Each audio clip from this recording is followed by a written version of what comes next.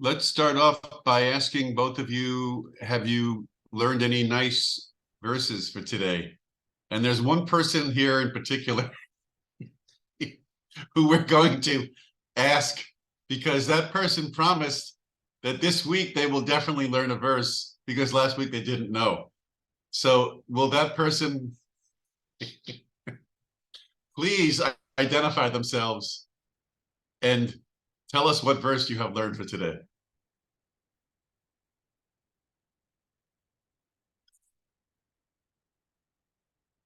I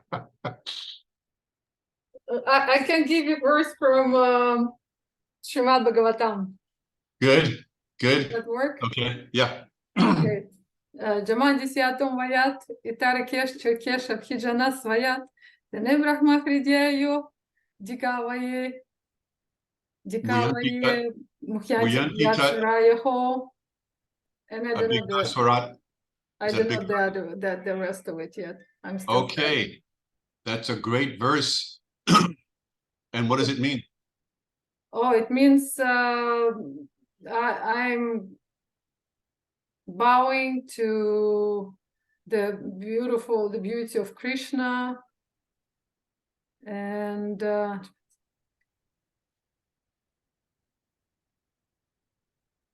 everything is like the main reason for the whole world is Krishna.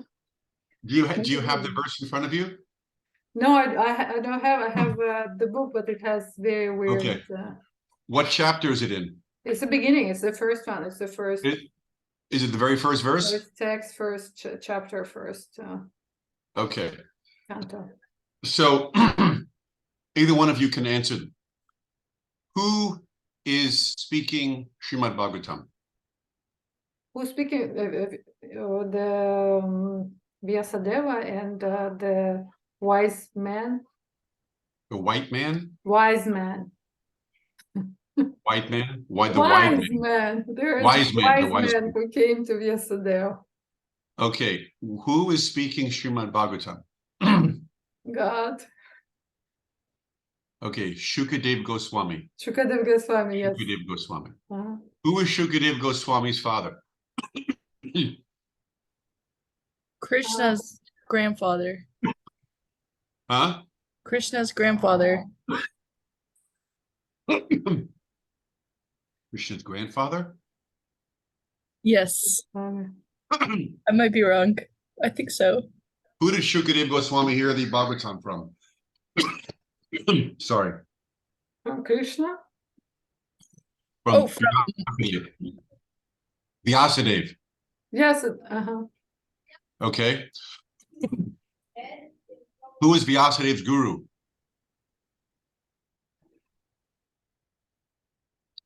Narada Muni. Who heard Shukadev Goswami speak Srimad Bhagavatam? Narada. Not Sanat Goswami. Who? Narada. Sanata. Not Sanatana, not Narada. No. Narada. No. No. Sutta Goswami. Sutta Goswami. I thought you were talking about Vyasadeva. Sutta Goswami. And who heard Sutta Goswami speak Srimad Bhagavatam? I know it's getting a little more complicated. It's way too complicated. Shonaka Rishi. Shonaka Rishi. Who was it? Shonaka Rishi. Oh, wow. I don't think I've heard about him. Where did the sages gather to hear Sutta Goswami speak? Mountain.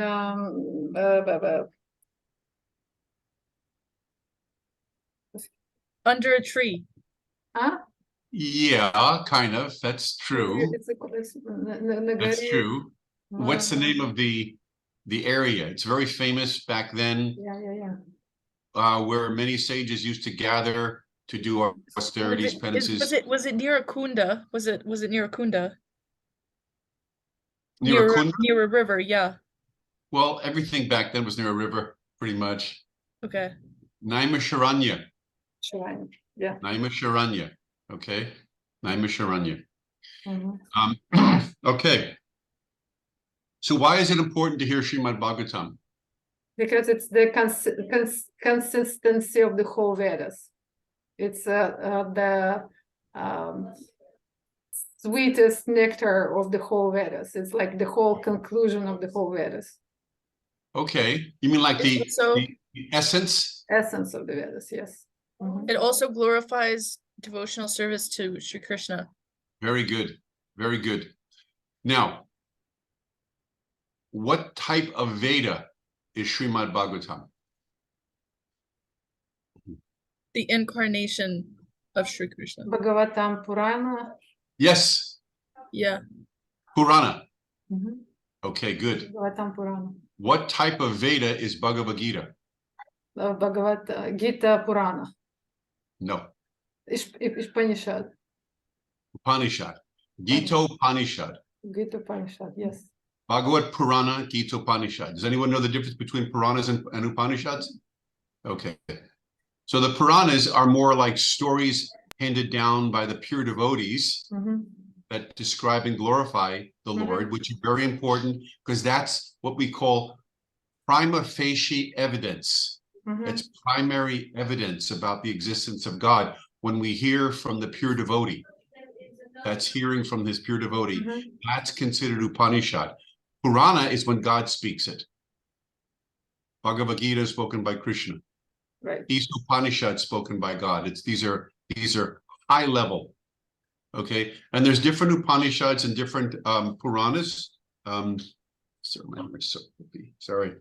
There's different Puranas and different and they're in different modes, but the ones that we're interested in are in the mode of goodness and higher because they describe God.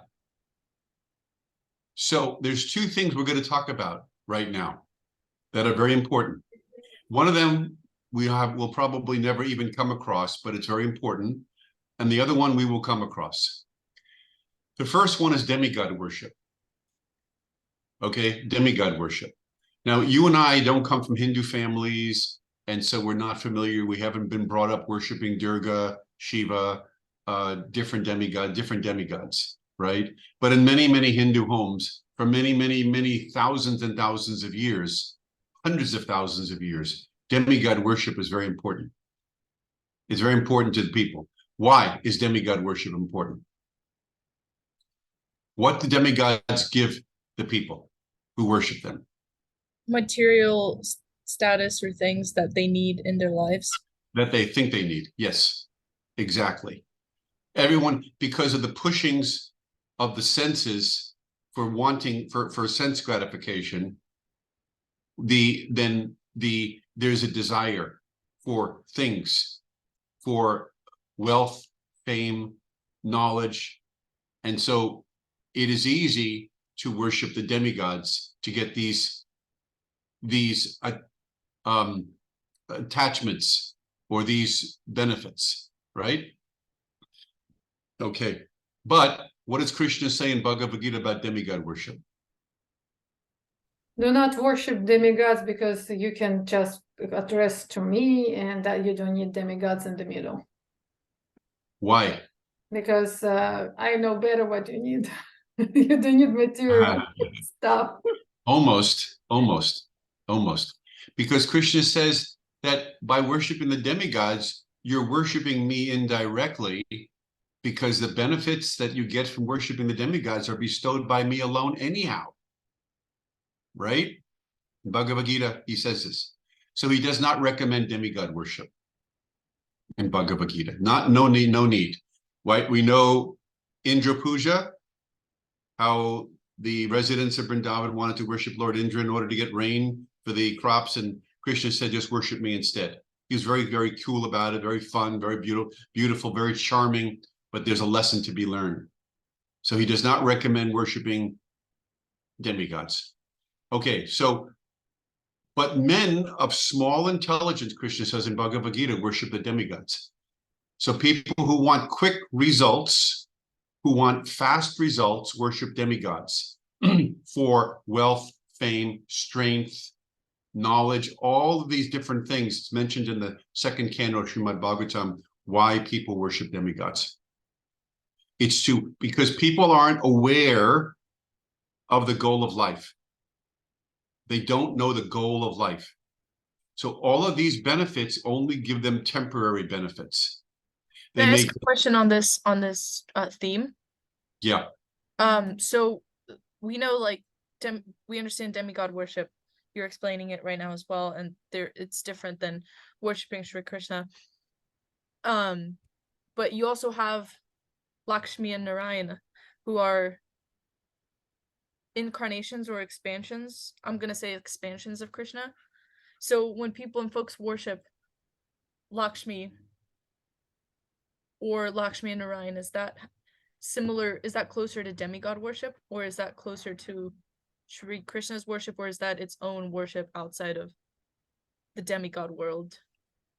If they worship Lakshmi separately for Lakshmi money, then it's demigod worship. Mhm. If they worship Lakshmi and Narayan together, as they do in the Sri Sampradaya and other Sampradayas that are Vaishnava Sampradayas, then they can actually go rise up to the Vaikuntha Lokas. Because they're not pure devotees, but they are Vaishnavas, and they can attain the spiritual world by worshiping Lord Narayan. So it's Lord Narayan's not a demigod. So he can bestow eternal life. But it's not if it's just Lakshmi without if Narayan. it's Lakshmi, then Lakshmi is being seen as a demigod who's in charge of money, and they're looking for money. They're looking for money, Lakshmi. Okay, so the demigod worship is something that we don't come across too much because we're in the Western countries. But if we do preaching and we meet Hindus, they are all doing demigod worship because they don't know that there's eternal life. They don't know that there's eternal Godhead. They're not aware. They're very caught up in material life. And this will enhance their material life. They're used to getting married, having a home, and then they want to have good success. They always are doing these different pujas for demigods because they want some success. It's hard for them to integrate God consciousness into their life. We're doing it because we have a proper guru, but they have a hard time because they're overwhelmed by the material energy. So they worship demigods. Or sometimes if you go to a Hindu temple, you'll see Krishna as one of the demigods. He's there, one of many. They don't distinguish. They don't say he's above or below. They just like all these different. And then what they like to do is they like to worship all the demigods so they don't miss out. If they worship them all, it's like, it's like, okay, that I will appease them all. I'll get the maximum benefit. And they've been doing this for many, many, many generations. So to get beyond demigod worship and to do bhakti yoga like we're doing, this is a very high level, what we're doing, very high level. Because we're not seeking material remuneration for our worship. We're looking for a release from material entanglement. We're not looking for more, we're looking for less. We're looking to become and fall in love with God. Ultimately, we're looking for eternal life. We don't want to take birth again. So what we're doing is a high level. I like that. We're looking for less, not more. That's right. Yeah. And a lot of people don't like that. They're accustomed to sense gratification. Okay, so the second type of person that the second type of individual we will bump into more often. And these are people who worship God, but in the impersonal form. They don't think God's a person. They never think God's a person. And ultimately, they think that they can become God because there's no difference between the soul and God. So they believe in this thing called true oneness. God, the soul, all one. And so the purpose of their meditation, they want to get free from material life.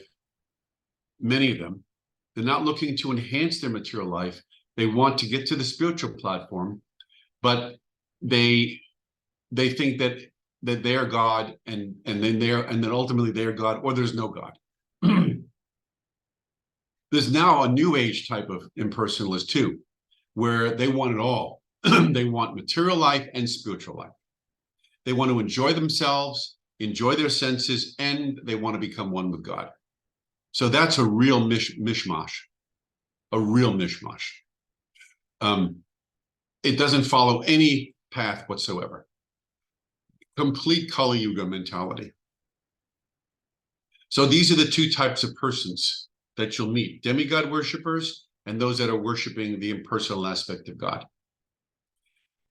So if you read through the Upanishads and through the Puranas, like we're doing, you come to understand that unless you surrender to Krishna, unless you understand Krishna and you surrender to him or become obedient to him, you can't control your senses properly. You can't control your senses. You can't control your mind. You can't taste any bliss. You just can't get to that platform. Now, Krishna never demands that we surrender to him. Never demands it. In the Bhagavad Gita, he doesn't demand we surrender to him. So we can't say that Krishna is demanding. He tells Arjuna, it's up to you to decide. So Krishna doesn't have to force us, ever. There's no one holding a gun to our head. At any moment, we can walk away from Krishna. We don't have to chant. We don't have to do anything. We're not getting paid for it. So there's no reason that there's nothing that's keeping us that we have to do it.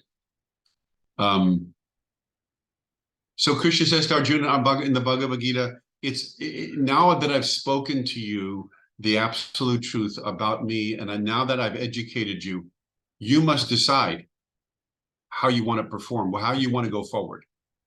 And that is a very important concept, because without free will, there's no meaning to love.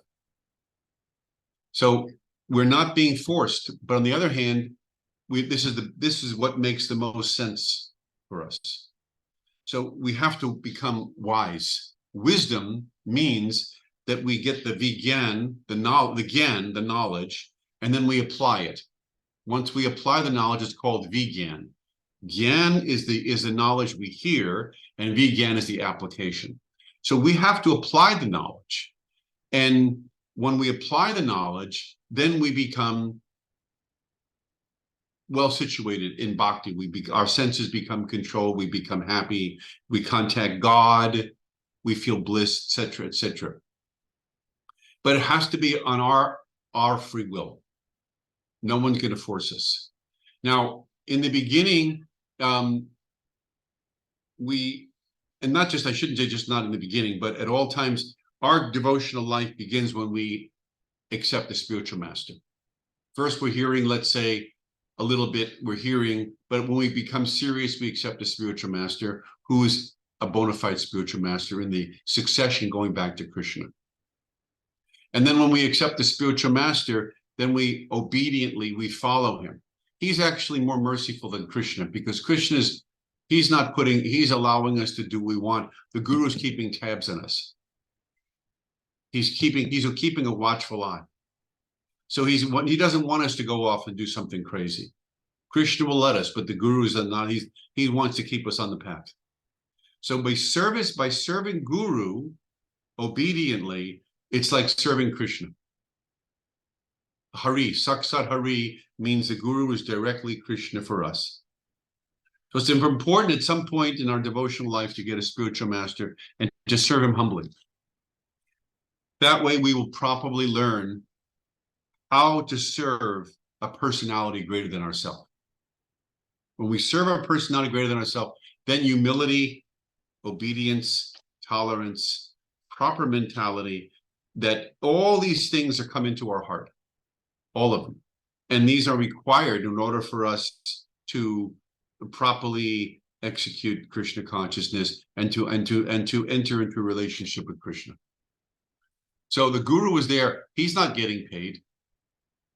The guru is not getting paid. The guru is doing this voluntarily. He's doing it because he wants to serve Krishna. So it is a service to Krishna. And so the guru is doing this out of love. So I'm just saying these things. Now, the impersonalist can never know what is God, because he's not surrendering properly to the guru. He can never know God. He cannot know, he can maybe taste a little bit, a drop, a tiny drop and that's only for a moment or two, the outside of the jar, a little bit maybe, but the rest of the time he's fooling himself because he can't keep his mind steady. Because the only way you can keep your mind steady is if you surrender to God as a devotee. You can't think you're better than you're equal to God. You can, then your mind will never be steady. To think God is greater than you. The guru is greater than me. I'm not equal to Guru. Guru sits on the Vyasa-san, higher than me, right? I sit lower at the Guru's feet. Then my mind can be controlled. But if I sit higher than my Guru or equal to my Guru, I can't control my mind. Krishna says, Krishna's on the altar. I'm not on the altar. I'm below. We're below. This way, because of this humility, this relationship of humility, where we offer pranams, we ask for help, we ask for devotional life, we pray, this kind of mood, then we can quickly advance. So we advance. So we actually advance. This is not just mental. So even though we're hearing, in due course of time, we're tasting. So everything I'm saying is realizable. It's not just speculative knowledge. This is actual real knowledge. So just like Bhagavad Gita and Bhagavatam, we're reading it, but we may not be experiencing it yet, but we will. Just like everything in the Bhagavatam is being spoken by realized souls who are Krishna conscious. So we're hearing from them in a humble way, and we will experience what they're experiencing. No difference. Just as they are seeing Krishna thousands of years ago, we will see same Krishna. No difference. That's the method of receiving Krishna, through the parampara. So Sukadeva Goswami heard from Vyasadeva, and Sukadeva is speaking to Sutta, who's hearing and speaking to Shonaka, and this way it's getting passed down. That's the only way to receive this knowledge. It has to get spoken by the pure devotee, and it has to get passed down. Because I can't figure it out on my own. Neither can you. No matter how smart I am, I can't figure this out. There's nothing to figure out. I'm covered by Maya. My senses are covered. I don't know. What do I know? I think I'm a smart guy, but I don't know anything. You know, I have some intelligence, but what good is it? So I have to hear from my guru. And if my guru is speaking, then I can gain knowledge about something I had no knowledge of prior. Now, all of a sudden, I have knowledge of the universe, because in the Bhagavatam, all the universes are explained, knowledge of how the universe came about, knowledge of who is God, what he looks like, everything, what I am, what my purpose is, my relationship. Now, depending upon the type of worship that we perform, will determine where we will go in our next life and what we will realize in this life. So if I'm worshiping a dog, now that's probably, I used to use that terminology. It's like people worship their dogs nowadays. Everyone loves their dog, loves their dog. So if I worship my dog, what will be my outcome in life? You'll see a dog's body next life. Why not? If I have that much love for my dog, what am I doing to advance my soul? If I'm loving my dog all day, loving my dog. If all I do is love my children, nothing else, how will that advance my soul? Not that I shouldn't love my dog or love my children, but what about God? Where does he fit in? So we say Krishna, put Krishna first and put him in the center. As long as God's in the center, everything else is okay. Everything will work out. Proper intelligence will develop. Everything else will work out. But you must. I was listening to this lecture, and he was saying, like, you have like two cell phones, right? And they want to like communicate between each other. But in order for a cell phone to communicate with the other cell phone, it needs to go to the satellite. And then from the satellite, it needs to go to the cell phone. So no matter how close the cell phones are to each other, either way, they have to go to the satellite and then back down into the cell phone. So, or else there's no communication. This is transcendental knowledge. It's very elevated. It's very pure. It's very glorified by the pure devotees. It's very, very high, high, high. But it's something we can relish. It's not that we can't. Krishna says all of us can approach him in the Bhagavad Gita. Sudra, Malecha, all of us, even though we have no prior. So there's no barrier to entry. But we have to go through the spiritual master. We have to accept the rules and regulations of bhakti. Not that we have to live in a temple. We don't have to live in a temple. We don't have to be working around with dhoti or sari. Not necessary. It would be if that's the level that we want to be on. That is very good. Obviously, even 1 or 2 years in the ashram is very helpful for one to get rooted in bhakti. But even if that doesn't happen, as long as there's an altar in one's home and he's chanting, making Krishna first, hearing books, hearing from the sadhus, taking initiation is good, very good. And and opening your home up for sadhus to visit.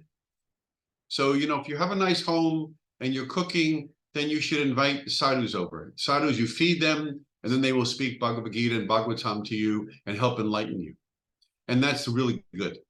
So in this way, if you keep Krishna first, then everything else will work out in your life. But if you don't keep Krishna first, there's no chance. Then it's dog life. It's only your family. It's only work. It's only sense gratification.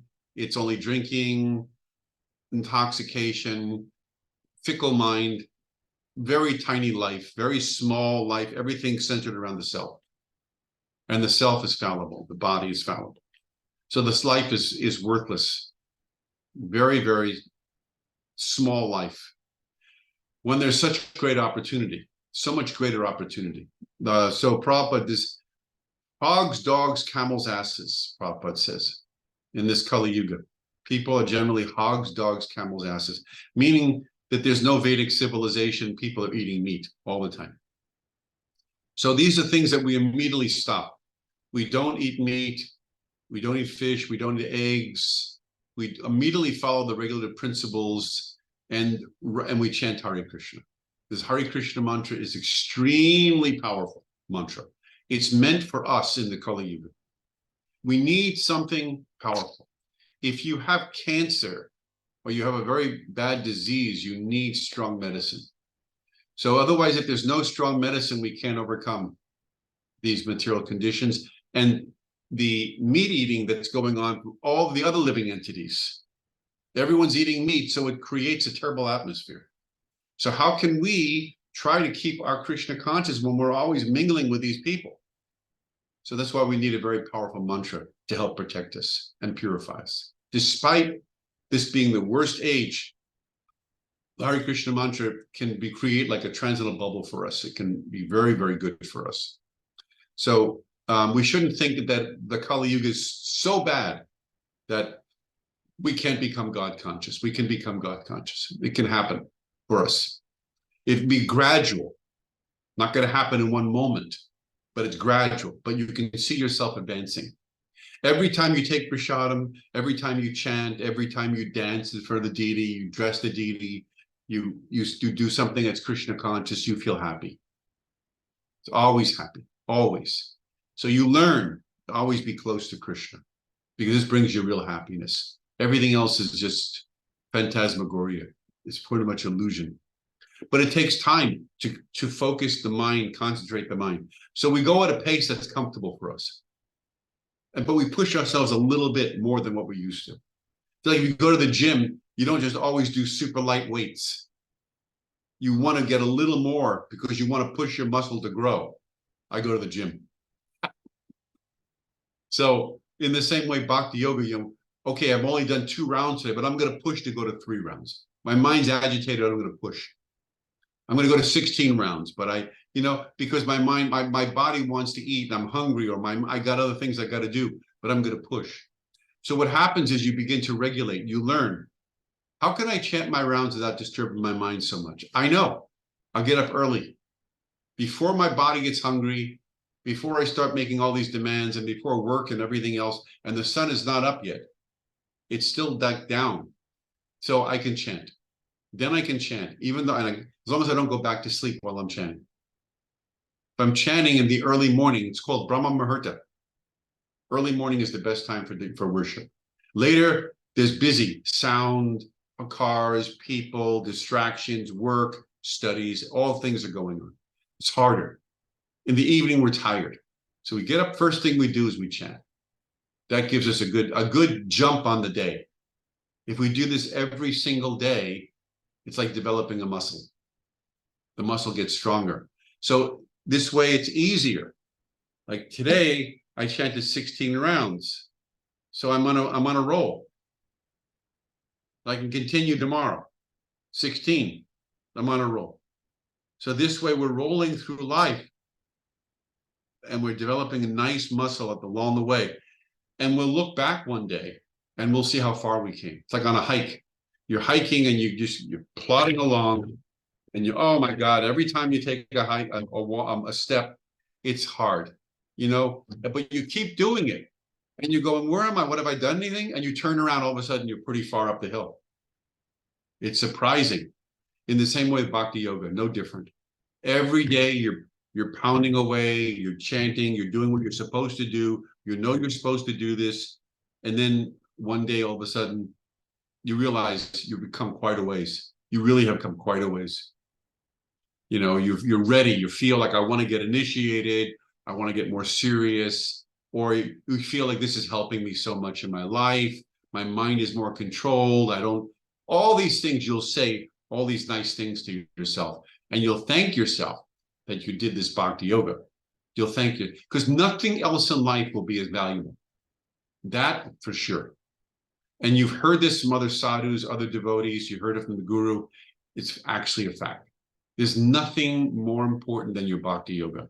You can have 1 child, 2 child marriage. You can have a house. You can have a job. All these are little milestones in your life. Little milestones, believe it or not. Some little bigger than others. But nothing will be as big as your Bhakti Yoga. That is the biggest milestone in your life.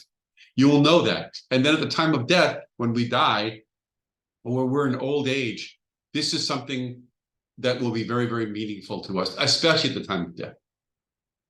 So when we're dying, what are we going to call out? For our dog? We're going to call out for our son, our daughter? Well, who are we going to call out to? The bank? Hey, put my money. So what are we going to say? What are we going to do? No, we're going to call out to Krishna. But Krishna is going to come. He's going to protect us. He's going to be there for us. I mean, we are a soul. We are by nature. We are a soul. We belong to him. The body belongs to him. The two different things. Where was my body when I was a young boy? It's gone. What happened to it? It transformed. But the soul is the same. So the body's going to go away. It's going to go back to earth, and it's going to become a body again. Need some other body for somebody else. But this body is temporary. But the soul belongs to Krishna. So he's going to be there for us at the time of our death. So if we don't make it back to Godhead, we will get a very good situation. He tells us this in Bhagavad Gita. Yoga brashta, suchinam shinvatam gehe, yoga brashta varantapa. If we don't go back to Godhead, if we have another desire at death, and not pure desire, then we will either take birth in the family of good, well-to-do parents, or Vaishnavas, or yogis. So then very quickly we're going to start again. Not again, but we're going to start up again where we left off. Or if we're a pure devotee at the time of death, if it's our turn, we're ready, we'll go back to Godhead and never return back to here again. Those are the two things that can happen to us. So either way, we're successful. So what do you think? So very interesting, Mahashakti. On that theme, can I also ask a question? Like I've noticed, in some situations, some folks who are practicing Krishna consciousness, some devotees leave their bodies at a very young age, like 26, 28, 30. And other folks, have like practiced for 20, 30, 40, 50 years and, either have a disease or some crazy accident, or it's their time to go and they leave their body at that different time. Have you noticed the differences between those two times of leaving the body at different stages in their lives? What do you mean? Like a soul leaves a body at 28 versus a soul that leaves the body when the body is 68, right? Those are two different times in life, but they've both practiced Krishna consciousness, some for X amount of time, other for X amount of times. But so there is definitely a difference between the two times that the soul leaves the body. Yeah. Well, it's not so much that age. It's how much we're practiced, how much time, how long we've been able to practice. So you're saying like the person who's like practiced for like 50 years and the person who's practiced for 10 years, they all did the same amount of practice.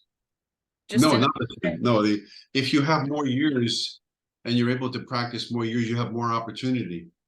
That's, if Krishna's granted you a long life and you're using it all that time for your Krishna consciousness, you're very fortunate. Then you've been really blessed. Perhaps previous life, you've been done some really special things. He's given you good, long life, healthy life, and you use all in his service. That's the best blessing you can get. If you unfortunately you die prematurely, maybe you could have lived to 80, but a truck hit you at 30 and you passed away, then you're still a devotee, and hopefully you're thinking of Krishna at the time of death. Prabhupada says that generally when we become a devotee, our karma is a lot less than what it would have been if we were not a devotee. So that truck maybe would have been different if you were in a car accident. That would have been different perhaps if you weren't a devotee. But Krishna's protecting you, whatever happens at any point in your devotional life. So that's something we know. We don't think less of someone who prematurely dies or something happens. That's not ours. We don't say that. We just say that if you're able to use a long life for Krishna, that's very auspicious, because you're giving yourself a chance to go through the stages of bhakti and to become properly attached so you can leave like a yogi. I think generally speaking, we should all be able to live a full life. It's 100 years in max. Usually, Kali Yuga, 100 years is what they say, right? 100, that's very long. 60, 70 on the short side, maybe 80. If you study the life insurance industry, the average age is around 80. 70 to 8 to 82, 83 is the average age for people. So if that's, that age would be, so if you can practice when you're young and put in 30, 40, 50 years, that you're doing really well. Mm. Yeah.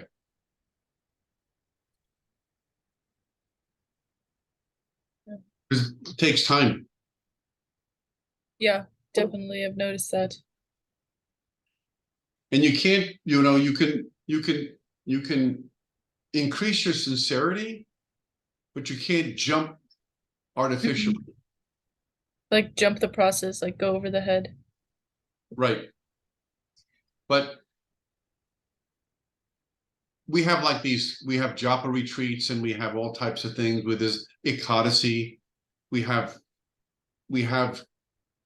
all types of ways to increase our bhakti. Sadhu sangha, everything, all these things are there so that we can chant more, serve more, etc. That's the best thing we can do. That's the best thing. We're not trying to change anything. We're just trying to do more of it and do it sincerely. Like Lord Chaitanya said, that the best thing is Harinam. I mean, literally going out and chanting Harinam in the streets is possibly the best thing we can do. It's very powerful. It purifies everyone around us, and it really purifies us. So, Mahashakti Prabhu, I have another question. So if we look at like the time of like the 6 Goswamis, right, and each Goswami was slowly leaving their body to continue on with their next service, how were the Goswamis that were on the last end of that time frame, and how are they associating with devotees, right? Because it says be in constant association with my devotees, with Krishna's devotees. Maya isn't Krishna speaking.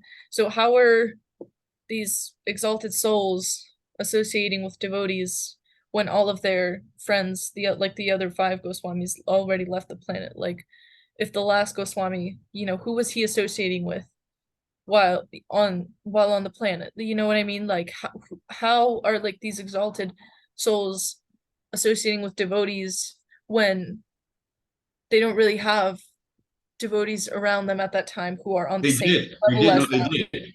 They were considered the jewel of the Vaishnava community. The They were, Goswamis. huh? The Goswamis. Yeah. 6 Goswamis, right. But then they slowly started, leaving the planet, right? Yeah, but they wrote literature. The literature was highly revered. At one time, it was stolen, but then it was. I don't know if it was recovered, but they did leave. Obviously, we know they left a lot of literature, and there were other Vaishnavas around too who were hearing from them, and they created a lineage. Narottam Das Thakur, Vishwanath Chakravarti Thakur. These are all personalities that came after, that all studied the 6 Goswamis' works very thoroughly. Do you know who the last Goswami was to leave the planet? No, of the six, Of the 6, yeah. But so like that one Goswami who was like left by himself, like who was he associating with during his time on the planet? There were other Vaishnavas. They weren't the only Vaishnavas. Uh-huh. They were creating many Vaishnavas. There was Lord Chaitanya came and he had many Vaishnavas around him. He was creating, and even before he came, there was a Vaishnava community. So that the 6 Goswamis were the jewel, but there were many other Vaishnavas. Maybe we don't know their names. We don't read about them. But there were many other Vaishnavas who were there at the time of the 6 Goswamis. Gotcha. Yeah. So this is a very amazing, it's a very esoteric and confidential philosophy. So it's going to take time to understand what they wrote, the 6 Goswamis. It's quite deep. It's unusual. It's not like anything that anyone else has ever read. Any other yogi, devotee.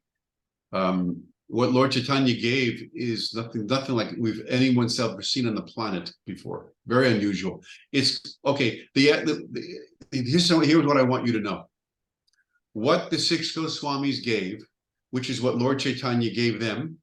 So what Lord Chaitanya is giving us is spontaneous love of God.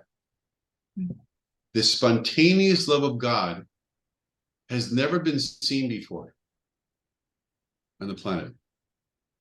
In other words, in all the previous ages, everyone is worshiping God Aishvarya. Aishvarya means embellished, like Vaikuntha worship. If they're worshiping God at all, you either have demigod worship, impersonal meditation worship, or you have Narayan, Lakshmi Narayan. Aishvarya. Aishvarya means opulent, majestic. If you go to the Narayan temples now, do you see Lakshmi Narayan? Like Balaji here. Bala. Everything is opulence. Very well opulently dressed, and everything is about opulence and opulent worship, and it's all about because they see Lord Narayan as being wealthy and powerful and famous, and I mean they don't have spontaneous love for him though. It's more of worshiper and worshipped. There's a demarcation between the two. You cannot have spontaneous love for Lord Narayan. He does not perform Leela like Krishna does. Only Krishna performs these Leelas with the cowherd boys, the gopis, Mother Yashoda, the monkeys and the cow, only Krishna of all of these expansions, not Matsya, not Kurma, not Lord Narayan, not even Nrsingadev. Only Ram comes close, but even Ram. Is Lord Nrsimha's story and not a Leela? It's not considered a Leela? No, it's a Leela. But it is a Leela. All of these pastimes are Leelas, but you cannot develop spontaneous love for any of these other avatars or expansions of Krishna. Spontaneous love only exists in Vrindavan. And no other incarnation of God has ever given Braj Prem before, other than Lord Chaitanya. So what you and I are learning in Krishna consciousness is something that never been taught before, ever. That's why it takes time to understand and appreciate. It's called spontaneous love. Rupa Goswami trademarked that terminology called spontaneous love. It means you're just in love with Krishna, not because he's God, but because he's charming and wonderful. Yeah. So we have a really rare, we're in a very rarefied, even among Vaishnavas, what we're doing is very rare. Yeah. But it's okay. It's good. It's very wonderful. We're learning about it. We're practicing. We have so much depth to what we're doing. It's not just a Hare Krishna mindless mantra. There's so much to this. It's unbelievable. But we can't expose much to people. I mean, ordinary persons, we only say very little.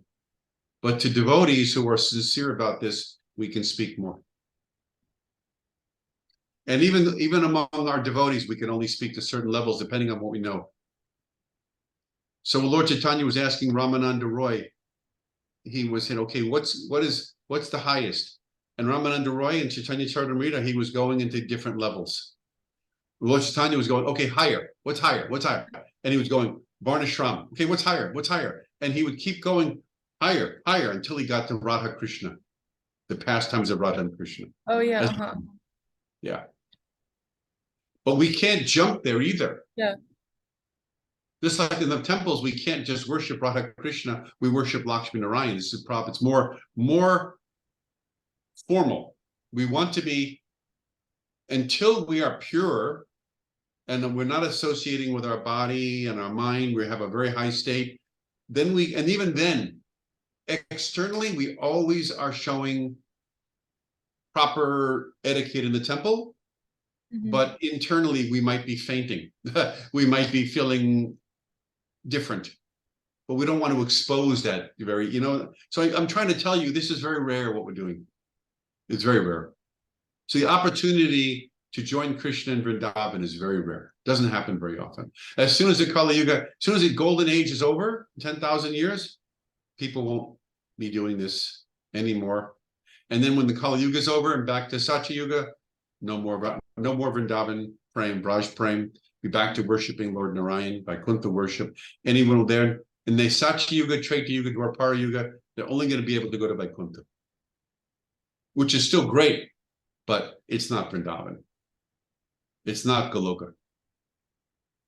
Goloka is only at the end of the Dwapara Yuga, beginning of the Kali Yuga, like we're doing. And not every Kali Yuga is a Lord Chaitanya. Yeah. So we have 2 incarnations this Kali Yuga. Yeah, it could be Kalki, the end. Yeah. Actually, I even heard Kalki doesn't come in the time the Lord Chaitanya comes, Kalki doesn't come. So even every Kali Yuga you don't get Lord Chaitanya. This is rare. Yeah. We have to know. Very interesting. Yeah. So keep that in mind. Okay, we didn't see you at the festival, huh? Thank you, Prabhu, for a nice. How are your studies coming along? Yeah, I'm always happy to talk about Krishna. How are your studies coming along? Your studies are good? They're okay. Yeah, they're good. They're good. I'm here. I came back to visit my mom for the summer. Yeah. Oh yeah. I'm back in LA. So where I'll are probably you? see you at next Pyramid House gathering. Actually, it's Sunday. This Sunday? Yeah. Oh, the 18th. Beautiful. Yeah, she put something down. I didn't see you at the festival, unfortunately, or did I? Were you at the festival? No. No, I'm sorry, Prabhu. I couldn't make it. Okay, it's okay. It's okay. Yeah, I'm not sure I'm going to be there Sunday, but she just contacted on. Are you part of that? The WhatsApp? No, I'm having a little trouble with my WhatsApp. I think I'm gonna have to figure that out soon because I'm missing a lot of communication. Yeah, she's got something on the this Sunday, 18th. There's a lady coming up, Devaki, and she's going to give a lecture. Beautiful. Beautiful. Okay. Prabhu, well, I hope to see you. If not this weekend, next weekend, or the next program time. Just chant nicely. You're doing really good. Thank you for coming and listening. Okay. Yep. Thank you. Hare Krishna. Haribol.